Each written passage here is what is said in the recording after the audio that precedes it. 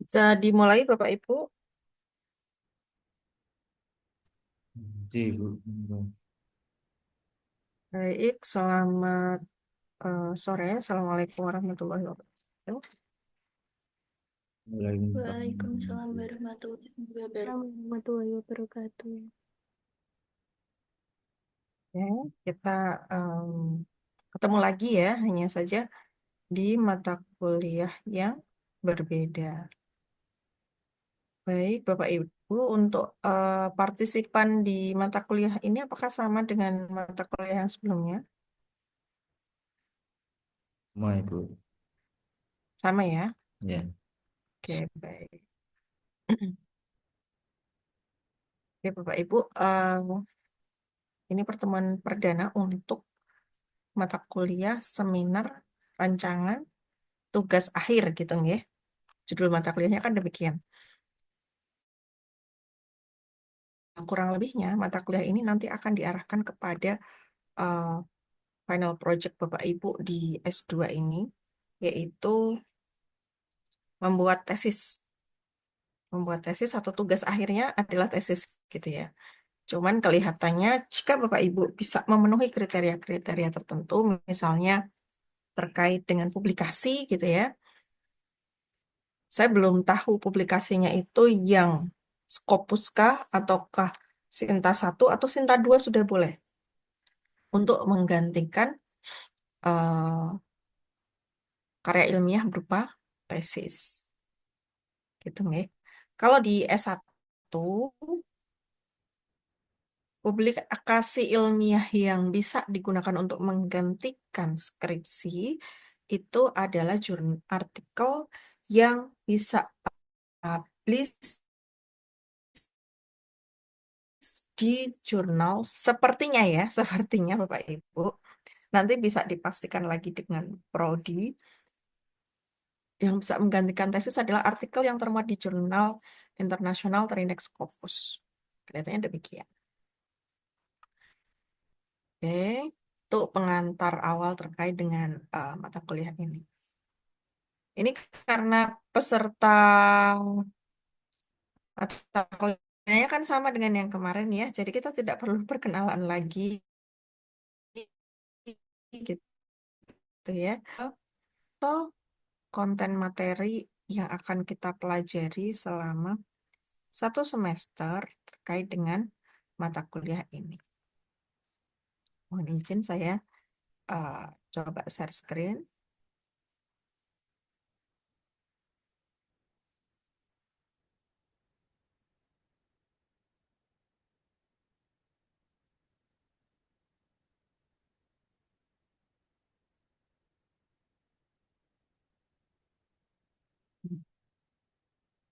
Ini kurang lebih yang akan kita pelajari selama satu semester. Yang pertama, ini terkait dengan konsep karya ilmiah. Kemudian yang kedua, kita akan mencoba melakukan literatur review, gitu ya, dan komponen apa saja terkait dengan literatur review. Kemudian kita melakukan praktek literatur review. Jadi kita memang nanti akan banyak browsing artikel, buku dari jurnal-jurnal internasional.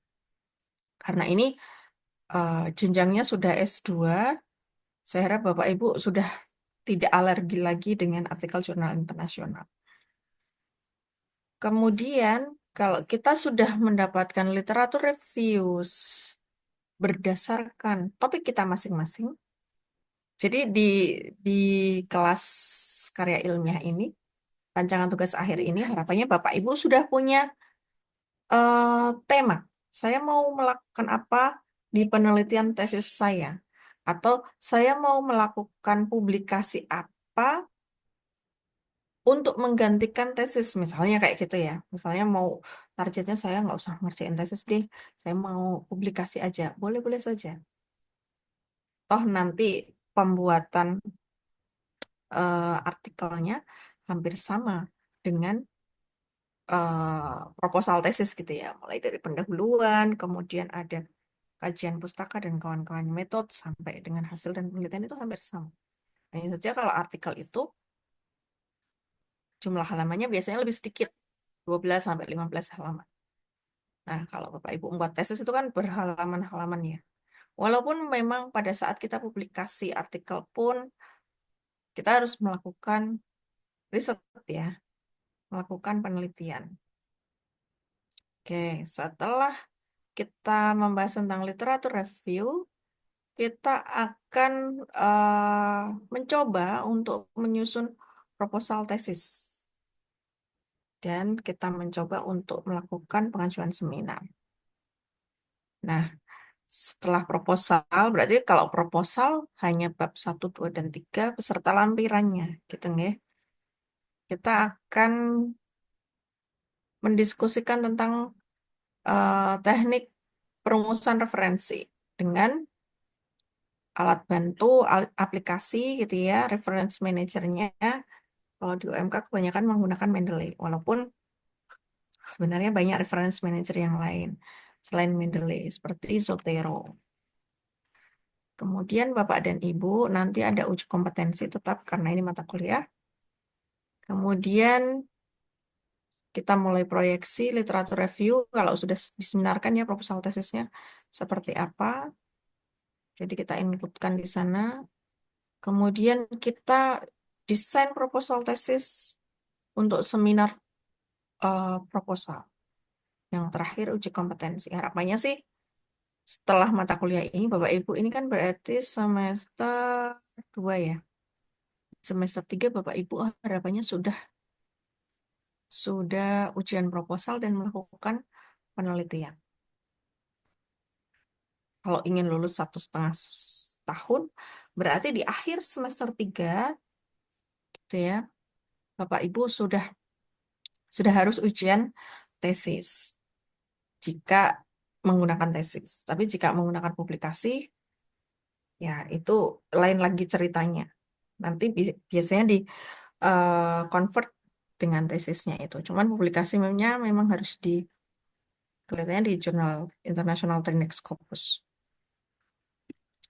Oke, kurang lebih itu yang akan kita pelajari selama 1 semester. Barangkali ada yang mau ditanyakan dulu. Mohon izin bertanya, Bu. Ya, Ibu, silakan. Ya, terima kasih. Untuk semester 1 kemarin kan sudah ada uji kelayakan media dari dosen, Mm. ada dari 2 dosen. Nah, nanti apakah itu boleh dimasukkan ke bab 4 atau nantinya harus menguji kembali sebuah media yang dikembangkan? Terima kasih. Ya, sama-sama. Terima kasih, Bu Putri. Jadi begini, kalau semisal di semester 1 kemarin sudah ada part yang sudah bisa dilakukan, dan itu sesuai dengan tema tesis Bapak dan Ibu semuanya, ya silahkan, itu bisa dipakai. Tapi kalau berbeda tema tesisnya, otomatis kita eh, melakukan hal yang berbeda dari yang kita lakukan di semester 1 kan, otomatis seperti itu.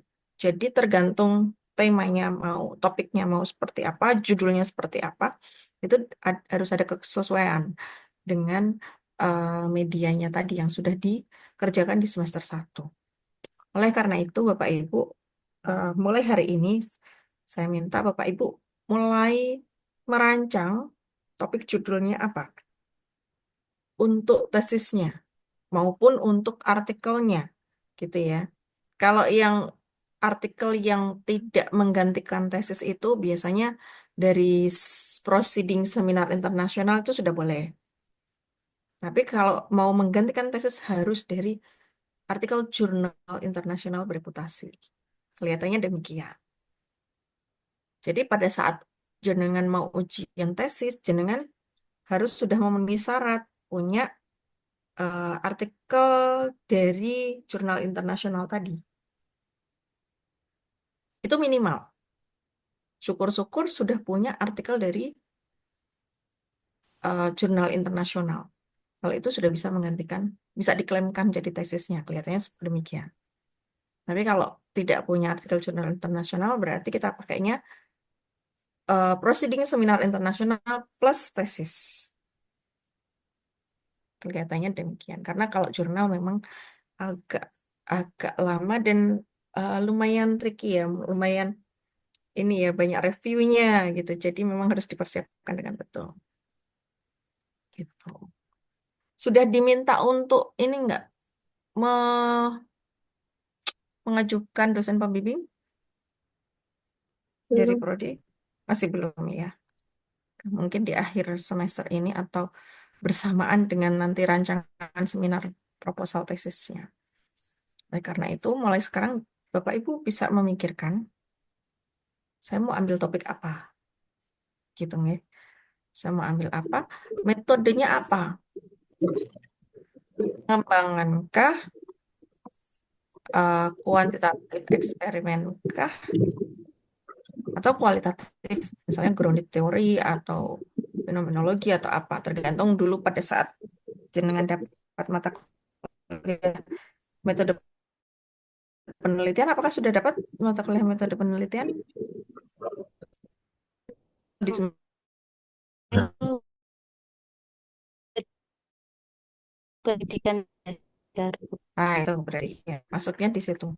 Maksudnya di situ nanti juga bisa dibahas dengan metodenya apa ada. Kalau Bapak Ibu tertarik dengan sains riset, mungkin penelitian pendidikan dasar belum tersampaikan ya di sains riset ya. Paling dibagi menjadi 3, kualitatif, kuantitatif, R&D atau pengembangan. Nah, kalau Bapak Ibu tertarik satu lagi, educational design research, itu bagus banget metodenya. Itu termasuk baru dan belum banyak yang belum banyak sampai di perguruan tinggi. Nah, nanti kalau mau pakai itu, menggunakan itu, saya ada bukunya, Bapak Ibu bisa sambil belajar desain riset itu apa. Ada lagi yang mau disampaikan Bapak Ibu atau ditanyakan? Monggo Izin silakan. bertanya, Bu. Ya, Bu Siti Nurhidayah, silakan. Berarti semester 2 kita ini masih berhubungan dengan proposal ya, Bu ya? Betul. Belum ke penelitiannya.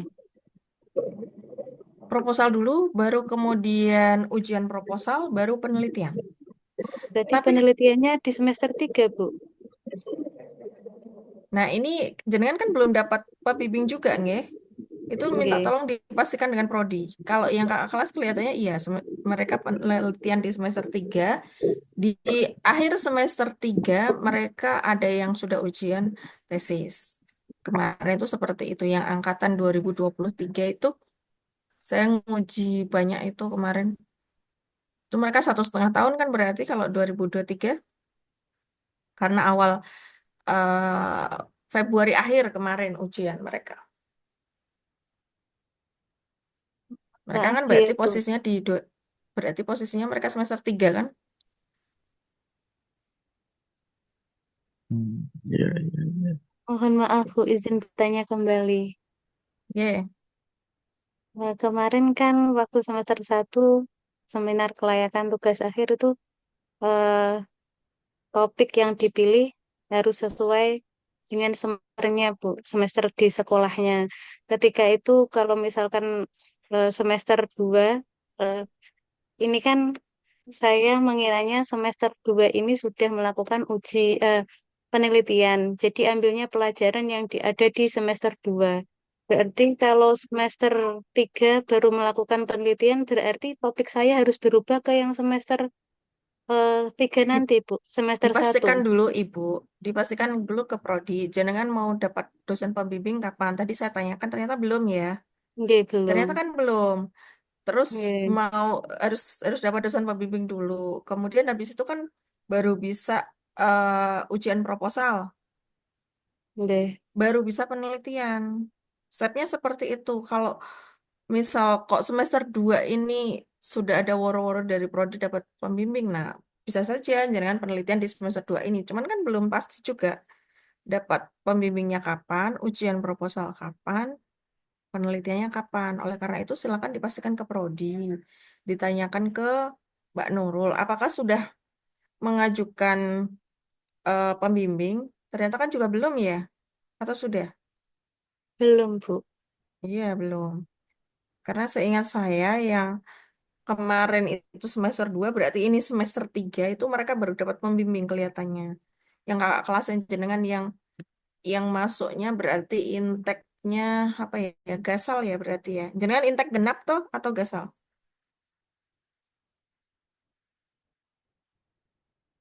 Genap, Bu.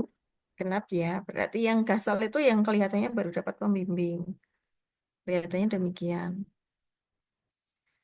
Jadi silahkan diatur waktunya seperti apa, dimaksimalkan proposalnya. Apakah Bu Siti Nur juga sudah membuat proposal? Sudah jadi? Kemarin kan sudah pernah ada, tapi terus kemudian harus sesuai kalau melakukan penelitian. Jadi saya ubah lagi. Jadi Oke. kalau ini semester 3 kan kalau di sekolah masuk semester 1, Bu. Jadi saya Ya, apa harus betul. merubah lagi?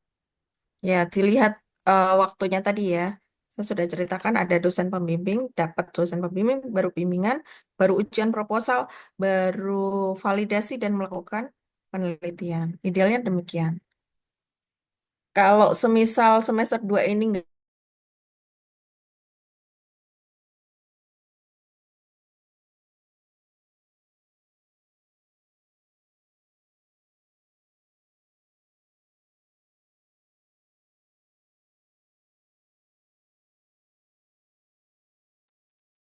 Wah, terpental ini.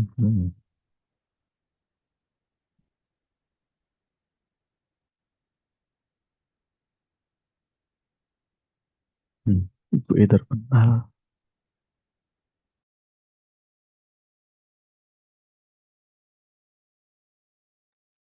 Oke,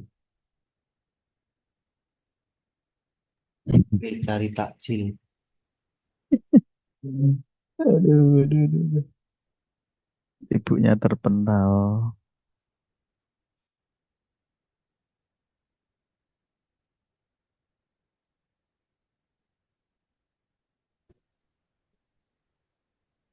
ya mohon maaf saya terpental tadi. Jadi Bapak Ibu eh, silakan dipertimbangkan waktunya. Perkiraan bisa melakukan risetnya kapan? Kalau yang kemarin semester 2 sekarang semester 3 mereka sepertinya baru dapat pembimbing. Jadi kemungkinan Bapak Ibu juga demikian. Oleh karena itu silakan diperkirakan.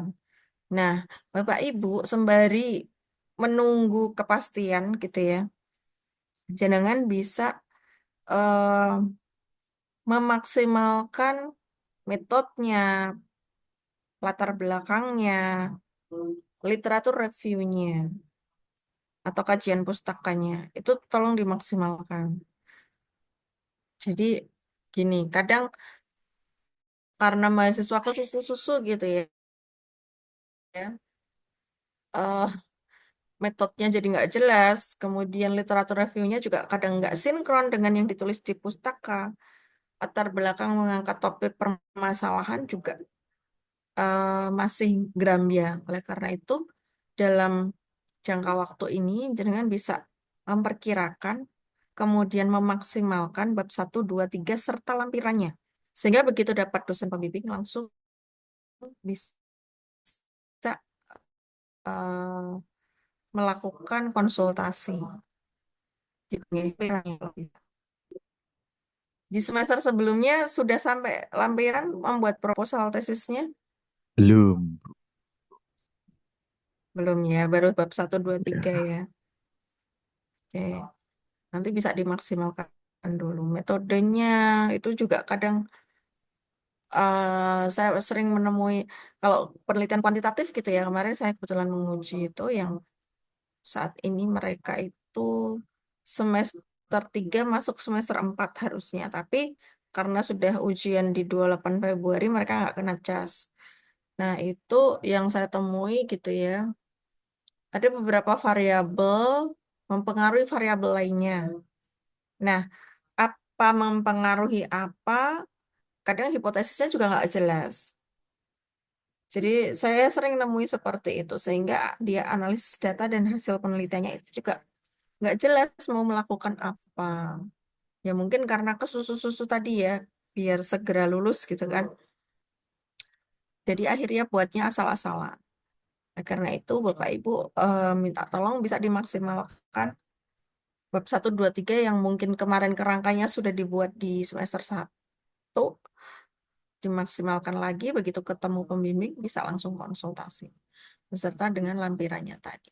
Silakan diprediksi kira-kira posisi penelitian saya itu nanti di semester ini ataukah di semester depan.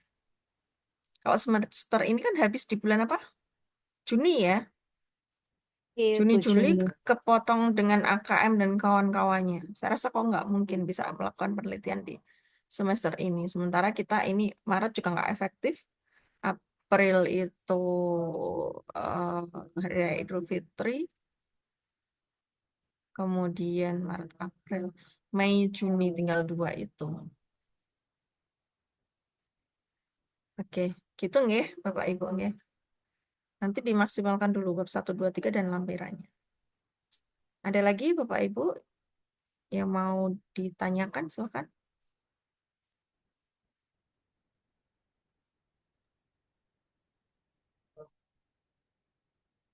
Ini ada WhatsApp group,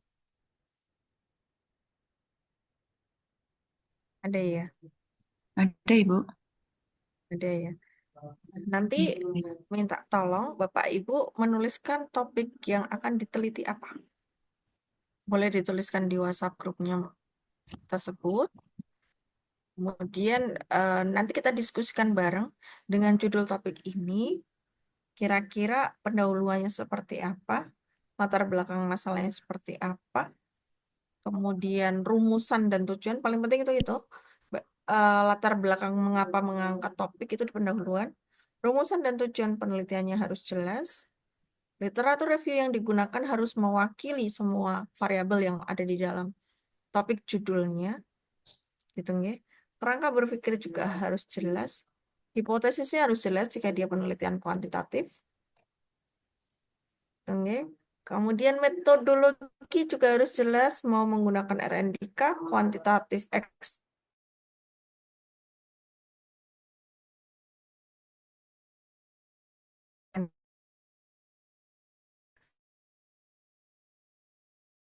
pengertian kuantitatif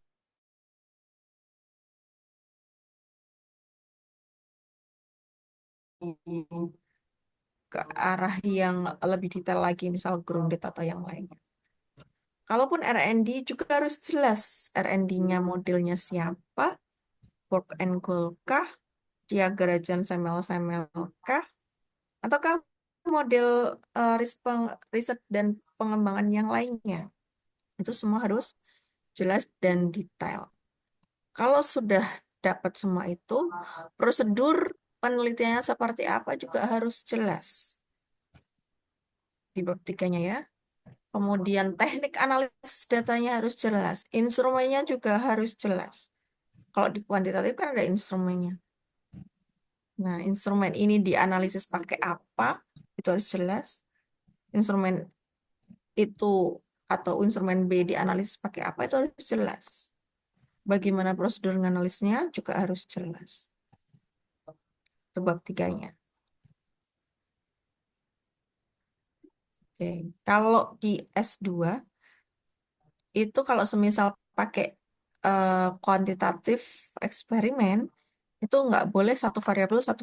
Misalnya satu variabel bebas mempengaruhi satu variabel terikat, itu tidak boleh. Gitu ya. Harus lebih dari itu. Kemudian kelas misalnya efektivitas juga demikian. Variabelnya itu harus lebih dari satu. Nggak boleh satu-satu. Kalau satu-satu kan nantinya jadinya regresi linear aja. Arahnya nanti ke regresi linear ganda kayak gitu. Kalau pengembangannya pun prosedur pengembangannya harus detail. Validasi apa yang dikembangkan itu juga harus detail. Mulai dari content validity atau validitas isinya sampai ke validasi empirik uji coba terbatas di lapangan, sampai menguji efektivitas dari apa yang kita kembangkan itu juga harus detail dan jelas. Oke, lampirannya juga demikian. Nah, itu alat yang digunakan untuk penelitian itu bab 1 sampai dengan 3, Pak Ibu. Sama lampirannya. Kalau cuma bab 1 sampai 3 tok, Bu, belum. Karena alat yang digunakan untuk kita ke lapangan kan kebanyakan di lampiran ya. Instrumennya apa yang digunakan. Itu harus jelas juga. Baru ambil data, kalau udah dapat semua data yang diinginkan, baru kita ke olah data dengan menggunakan teknik analisis data yang sudah kita tuliskan di bab 3 tadi.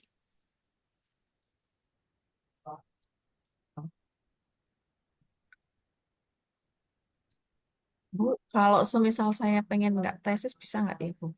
Bisa? Bisa banget. Saya ada sebuah artikel,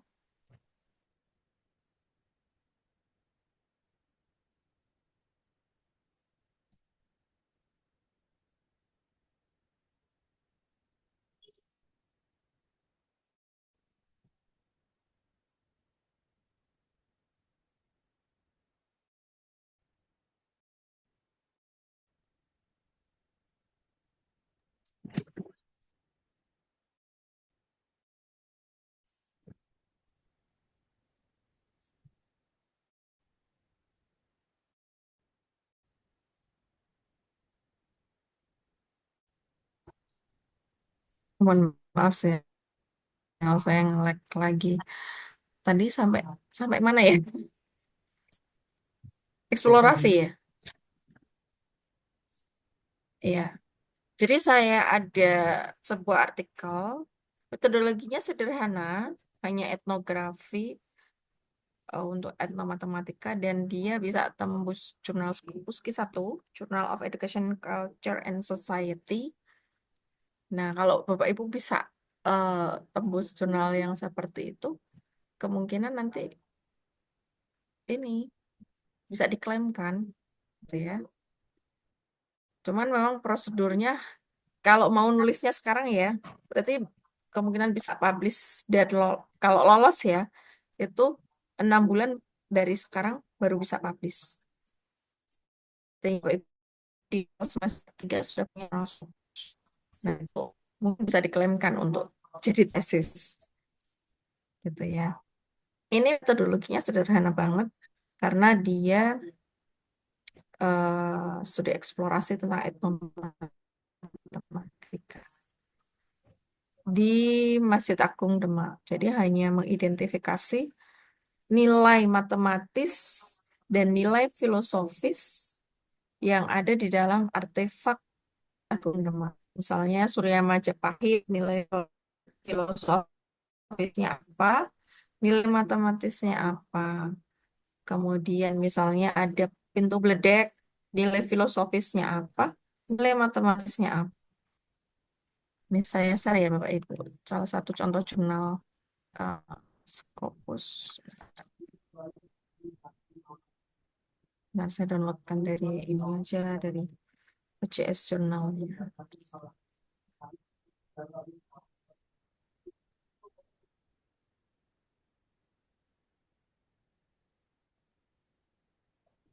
Ini Bapak Ibu, oh, ini nama nama jurnalnya Journal of Education, Culture, and Society.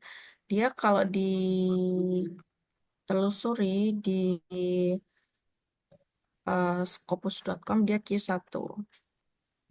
Scopus.com.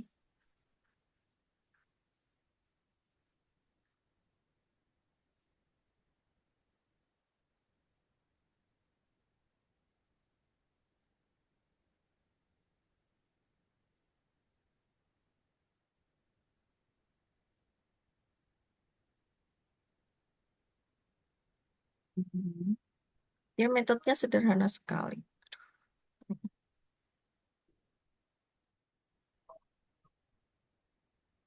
Jurnal The Geometrical Patterns and Philosophical Value of Japanese Traditional Moss Architecture for Mathematics Learning in Primary School and Ethnomathematics Study.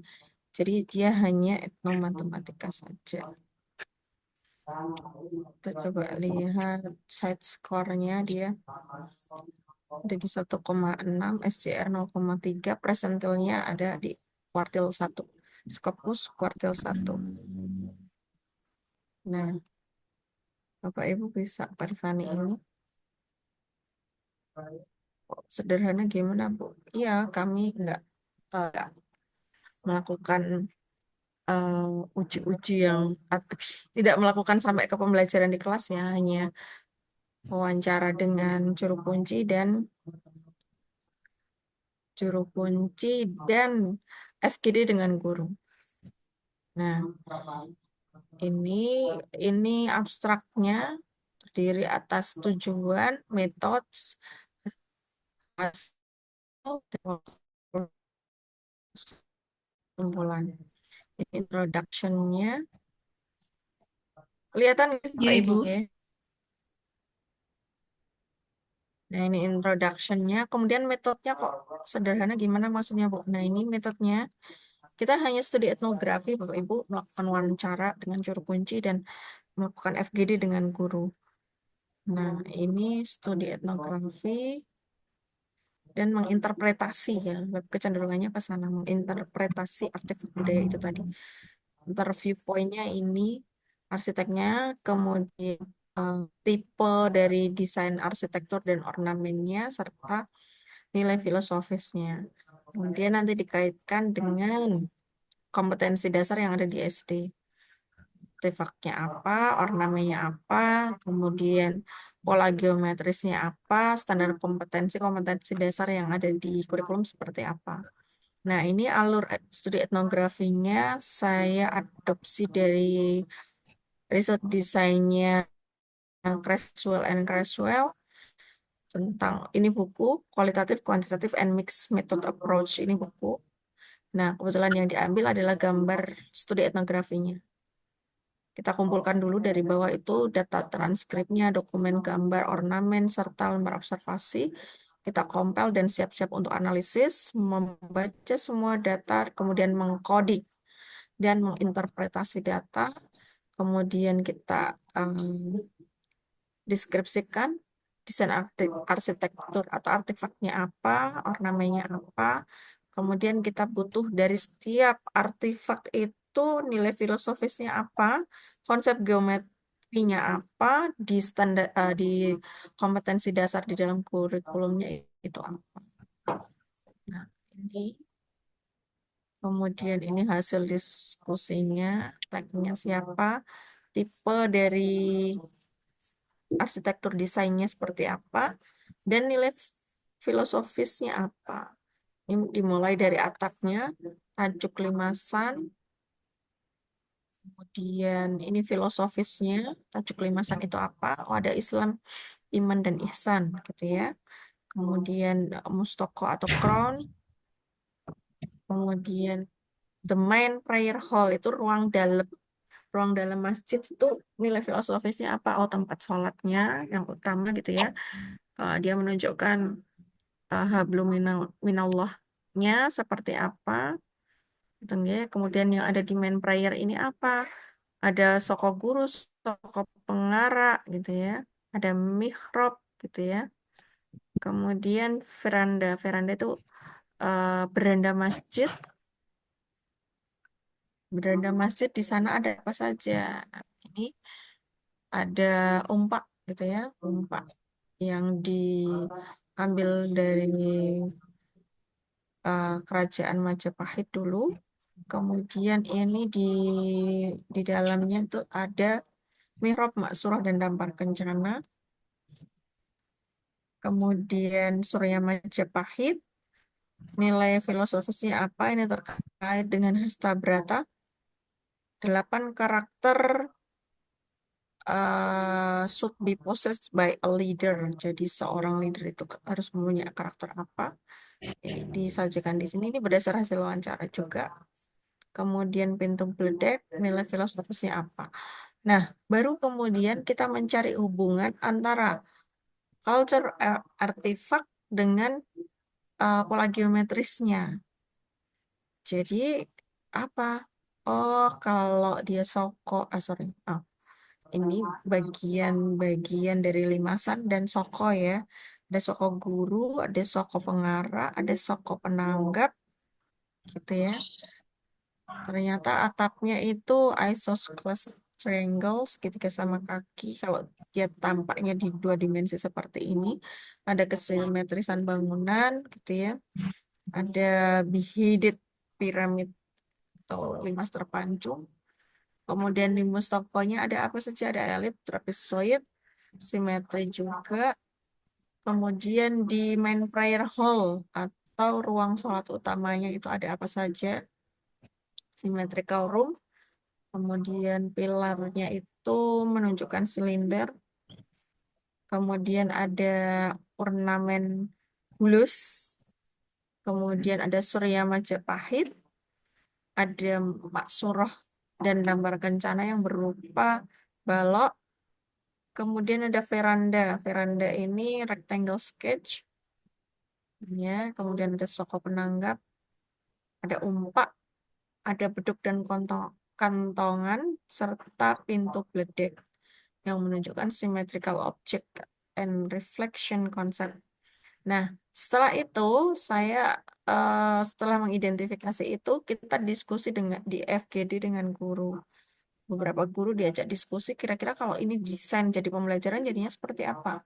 Oh, kita menggunakan artefak budaya sebagai konteks gitu ya. Kemudian diajaklah si siswa itu menemukan hubungan artefak budaya dengan pola geometris gitu ya sampai dapatkan pengetahuan matematisnya seperti apa. Sampai Bapak Ibu guru ini diajak untuk mendesain soal-soal berkonteks artefak budaya Masjid Agung Demak. Nah, seperti ini. Ini sampel soalnya. Kemudian ini pilihannya. Soalnya kita desain bukan soal yang memberikan solusi tunggal Bapak Ibu, tapi ini soal open-ended yang yang sekarang banyak diterapkan untuk soal-soal AKN. Nah, seperti ini kan pilihannya pilihan ganda kompleks. Keduanya adalah balok. Salah satu artefak di ruang dalam adalah kerucut. Salah jelas. Kemudian artefak yang terletak di beranda masjid silinder. Ya, salah satunya adalah beduk dan kentongan yang ada di beranda masjid. Kemudian conclusionnya ini acknowledgement itu adalah ucapan terima kasih karena waktu itu penelitian ini dibiayai oleh DRPM, Direktorat Riset dan Pengabdian Masyarakat miliknya Kemendikbudristekdikti. Kemudian ada nomor grantnya atau nomor ininya ya, nomor SK kontraknya ini. Nah, ini salah satu contoh karya ilmiah yang sudah dipublikasikan dalam bentuk artikel ilmiah yang terindeks di jurnal internasional bereputasi, yaitu Scopus. Tapi kelihatannya jurnal ini double. Jadi dia terindeks Scopus dan juga terindeks WOS. Sehingga nilainya lumayan tinggi untuk jurnal ini. Referensinya berapa, Bu? Referensinya ada 45 dan banyak yang berbahasa Inggris. Bapak Ibu bisa perhatikan di sini referensinya. Nah, ini kebanyakan dia berbahasa Inggris. Karena kalau memang ke jurnal internasional, ya karena bahasa mereka itu bahasa internasional PBB ya, salah satunya bahasa Inggris.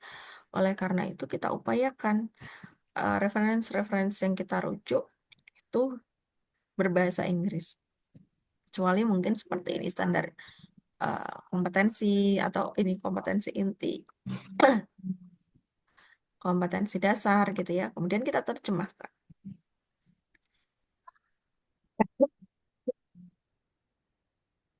Jadi regulation of the ministry, jadi kita terjemahkan dia tetap dalam bahasa Inggris. Nah, ini jurnal-jurnalnya berbahasa Inggris. Kenapa kok pakainya nomor, Bu? Ya, karena di sana memintanya Vancouver ya, style untuk perujukannya, bukan APA style. Jadi biasanya ada yang APA style, ada yang Vancouver pakai number seperti ini. Tinggal kita sesuaikan dengan template jurnal. Mereka memintanya apa? Vancouver kah atau APA?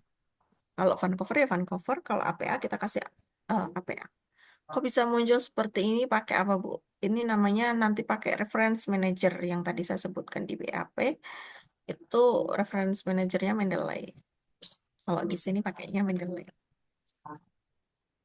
Jadi sebenarnya kalau kita menghadirkan artikel seperti ini, bisa lebih kompleks ya. Literatur review-nya ada, introduction-nya jelas, metodenya jelas, kemudian reference manager yang digunakan juga harus jelas.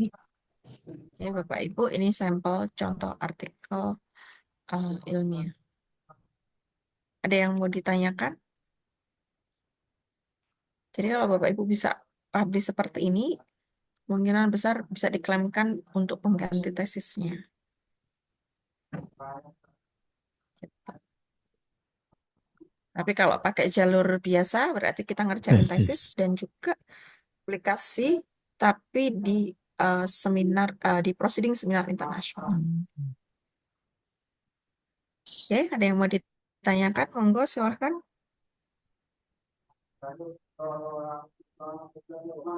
Ya, ini pengantar nih Bapak Ibu ya, sebelum nanti kita kerja beneran di pekan-pekan berikutnya.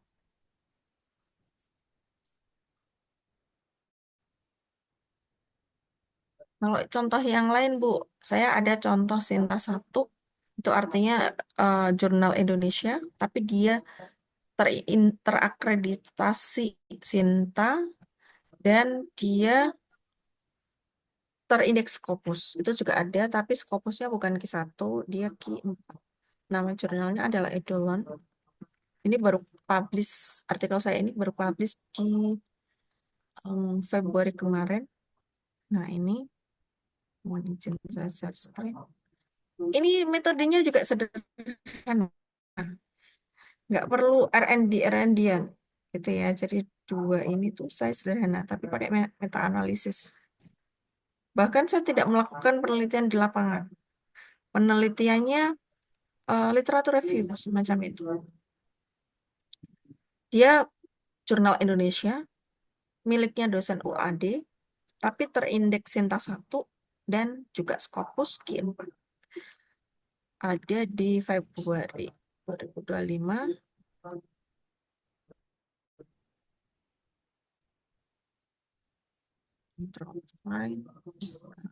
Based Mathematics Learning Instruction on Mathematical Skills. Saya tidak melakukan penelitian ke lapangan, tapi saya menganalisisnya menggunakan meta-analisis. Nah, ini penelitian paling hemat, Bapak Ibu, karena kita cuman pakai aplikasi software gitu ya. Tapi kita bisa dapat data yang bagus, data kita disukai sama jurnal-jurnal yang bereputasi. Nah, ini abstraknya. Jadi aplikasinya apa, Bu? Comprehensive meta-analysis. Jadi saya mengumpulkan data-data penelitian tentang pengaruh dari pembelajaran matematika berbasis budaya terhadap kemampuan matematis. Entah itu kemampuan konsep, entah itu komunikasi, disposisi, atau yang lainnya. Kami kumpulkan jadi satu. Seperti ini, sehingga mendapatkan ada kebaruan data terkait dengan hasil penelitiannya. Sehingga penelitian ini juga relatif mudah dan murah.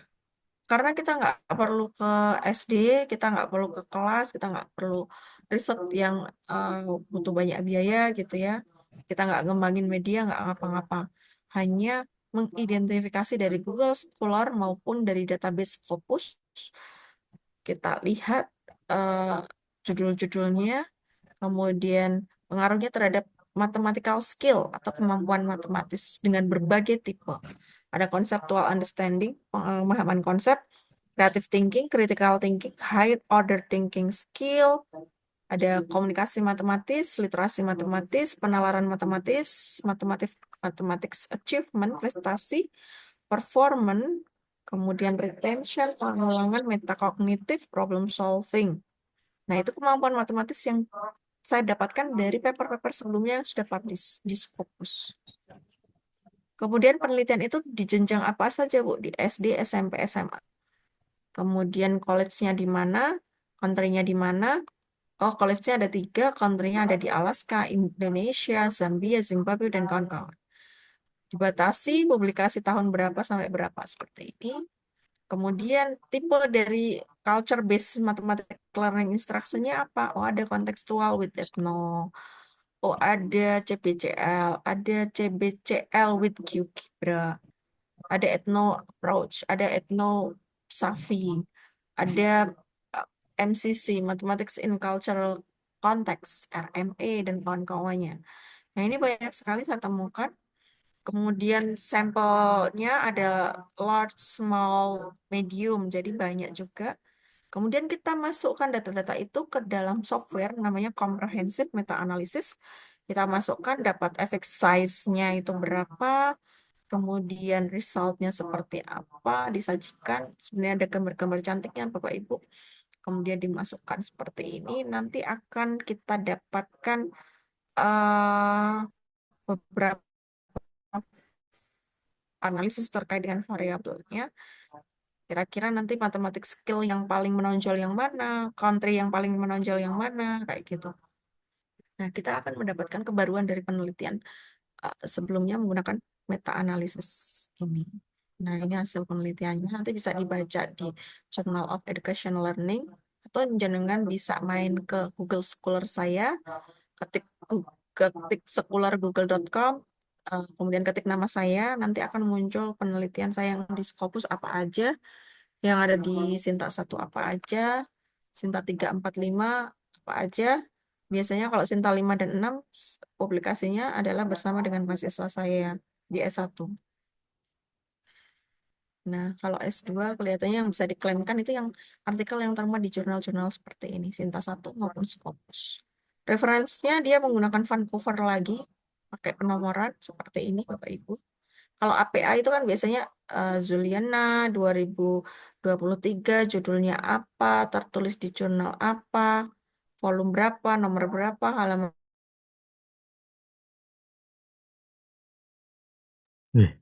Terpental lagi ini. Mental-mental.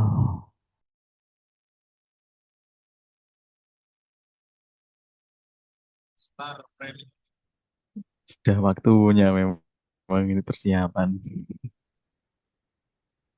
Oke. Ibu Suruh gak, mental. suruh gapo. Aduh, lagi listrik mati sini juga. Waduh, listrik mati ya, Bang. Dadi musafir iki kok. Hmm. Si seragaman nang dalan marit-marit. Aduh, perjuangan dan doa. Oke. Demi Dek Putri iki. Aduh. Iya.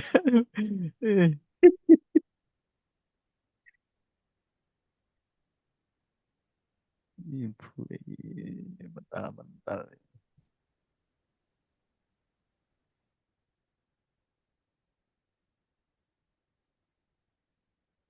Waduh, iki ketut rekam iki.